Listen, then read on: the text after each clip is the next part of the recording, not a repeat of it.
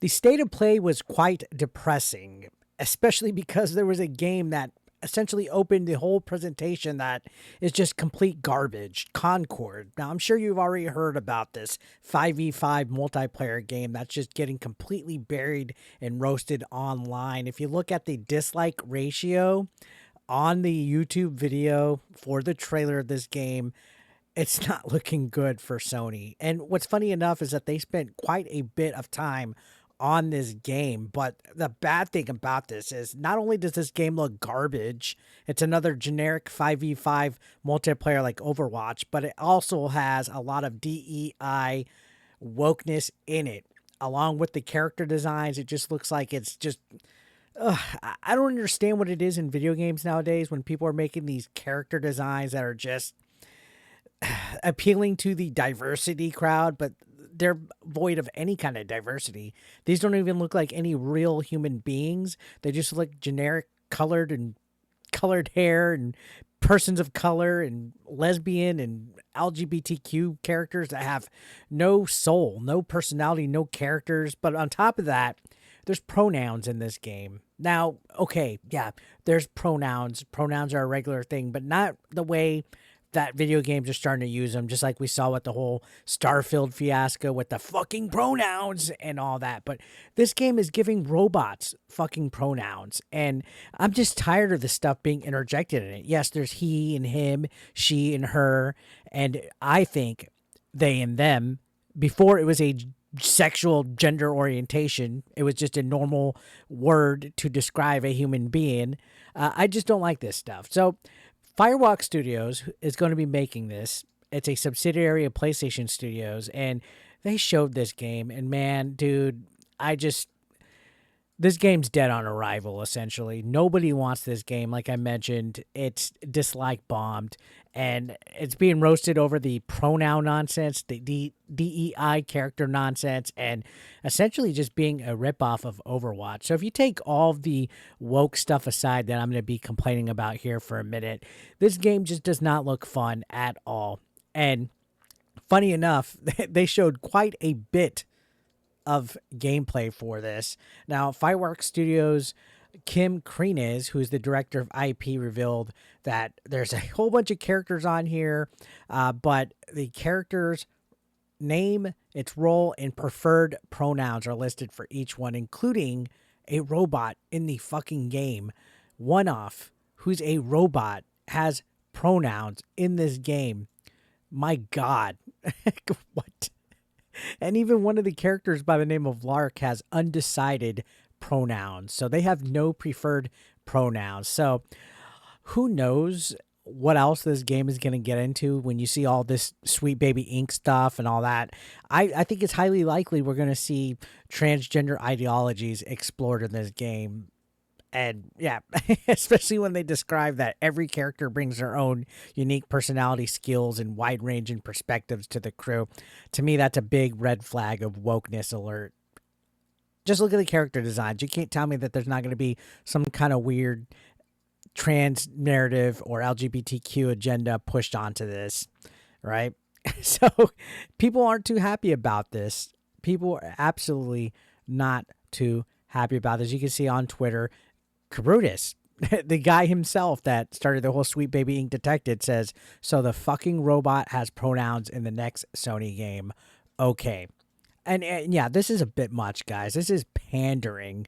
Learning the Law says, OMG, finally literally a playable tank. Look at these character designs. Really, what is this? Indy Meon says, PlayStation's new hero 5v5 PvP shooter Concord is full of diverse character designs, and they even have their own pronouns listed below their name. Who is this game for exactly? And that's right. Like, who is this catering for? Games like this were hot, maybe 5, 6, 7 years ago. Overwatch came out. I still to this day have never played Overwatch. And then I think there was another clone of Overwatch at the time that quickly died. Like, there's so many Overwatch clones that come and go every year that fizzle as fast as they're made. Now, the state of play video is completely getting buried, like I mentioned. You can see in the comment sections, people are saying things from like PlayStation should honestly just stop working on live service games. You can see someone else said Concord cinematic was giving me Guardian of the Galaxy vibes until they showed its 5v5 shooter, and all my interest went away. And yeah, that's one thing that I saw a lot of people say that kind of had Guardians of the Galaxy vibes. Even RGT85 said that on his video.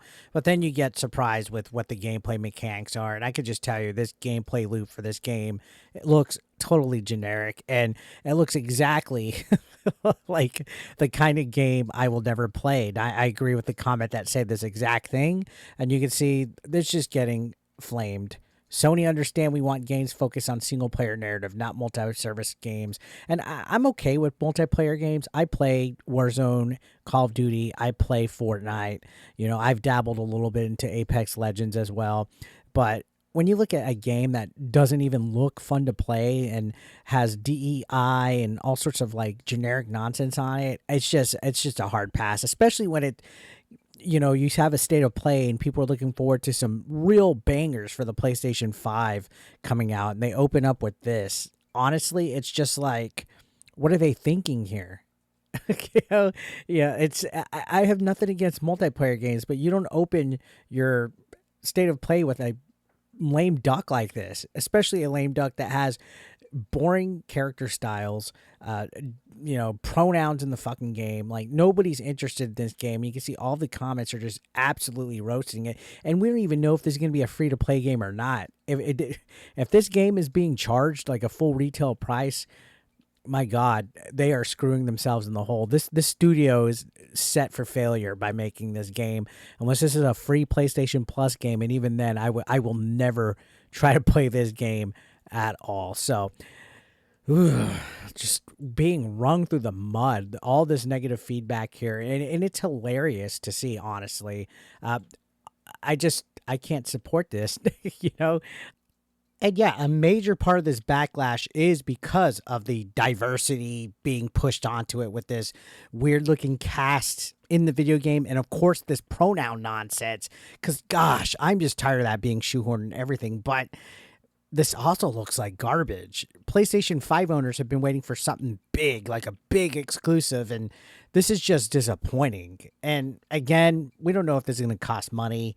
I don't know if this was kind of like Sony feeling the waters, if they should decide to make it free to play or not. They have to see how much backlash this is getting. And this is an example of why AAA video game industries are just garbage now. It's like they just put out this generic, not fun stuff. There's no success. And even then, if you want to compare it to a game like Fortnite, which I know a lot of people don't like, Fortnite at least has licensing for characters. At least it has multiple gameplay modes. It has creator clubs on it where you can make your own like little games and stuff. It's essentially like there's racing on it. There's Lego Fortnite. There's Rock Band on it now. There's Battle Royale. You can play everything that you want. And this just looks like a generic 5v5, and it's going to fail. It's dead on arrival. You know, this game's going to flop 110%, and it's disappointing because, once again, PlayStation 5 owners, we're sitting here with our thumbs up our butt wanting some video games. What gives, Sony? What gives? Again, this game got the most presentation time, and it's getting an overwhelmingly negative response. So it's going to be interesting to see how PlayStation reacts to this. What do you guys think? Let me know your thoughts down below. I'll see you on the next one.